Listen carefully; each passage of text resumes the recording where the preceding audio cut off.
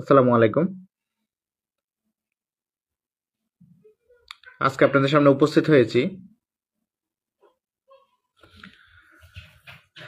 সুনির্দিষ্ট প্রতিকার আইন 1877-এর 31 ধারা, যেখানে বলা হয়েছে দলিল সংশোধনের কথা।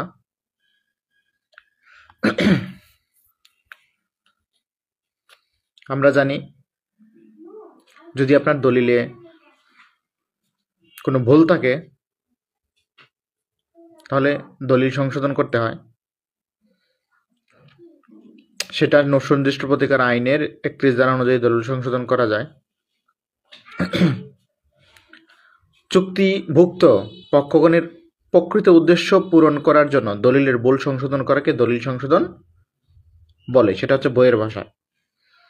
আর আমরা জানি সাধারণ ভাষায় দলিল সংশোধন কখন করতে হয়? যখন আপনার দাগের ভুল থাকে, নামের ভুল থাকে, চৌহদ্দিতে সমস্যা থাকে, তখন আপনাকে দলিল সংশোধন করতে হয়।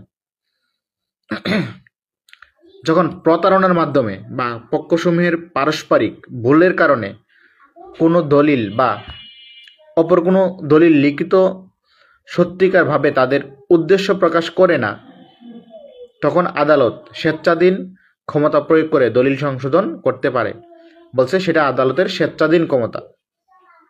আদালত চাইলে দিতে পারে, না চাইলে নাও দিতে পারে।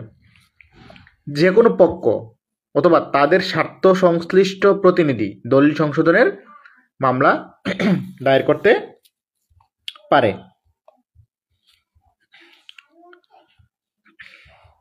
তিনটি ক্ষেত্রে দলিল সংশোধন করা যায় বলছে, 31 ধারায় বলছে তিনটি ক্ষেত্রে দলিল সংশোধন করা যায়।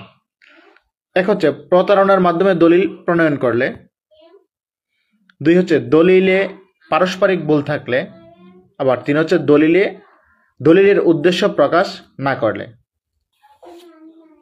এই তিনটি কারণেই দলিল সংশোধন করা যায়।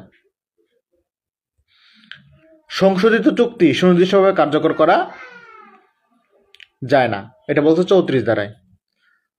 কোনো চুক্তির দলিল সংশোধন আবেদনের সাথে তা কার্যকর করার আবেদনও একত্রে করা যায়। আমরা জানি দলিল সংশোধনের মামলার তামাদি 3 বছর। 3 বছর পার হয়ে গেলে আপনি আর দলিল সংশোধন করতে পারবেন না। একজন খাঁটি ক্রেতা সরল বিশ্বাসে কোনো কিছু সঠিক মূল্যের বিনিময়ে অর্জন করে, সেক্ষেত্রে তার অধিকার ক্ষুণ্ণ হবে না। সেটা সুনির্দিষ্ট প্রতিকার আইনে বলা হয়েছে। আশা করি ভিডিওটি ভালো লাগছে। অবশ্যই ভিডিওটি ভালো লাগলে লাইক করবেন, কমেন্টস করবেন, শেয়ার করতে বলবেন না। সবাই ভালো থাকবেন। আসসালামু আলাইকুম।